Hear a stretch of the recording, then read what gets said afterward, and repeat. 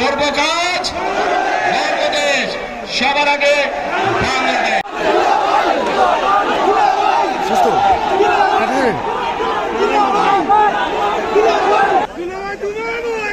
শেষে আবারও আপনাদের কাছ থেকে আগামী 12 তারিখে ধানের শীষের পক্ষে ভোট চেয়ে একটি কথা বলতে চাই, ইনশাআল্লাহ আগামী দিনে বিএনপি সরকার গঠিত হলে আমরা নবী করিম সাল্লাল্লাহু আলাইহি সাল্লামের ন্যায় পরায়ণতার ভিত্তিতে ইনশাআল্লাহ দেশকে পরিচালনা করব।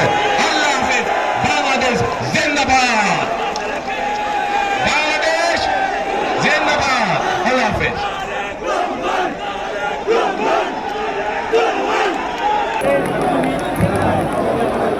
প্রিয় বন্ধুগণ, আমরা খুব তাড়াতাড়ি আমাদের সবার কাজ শুরু করব।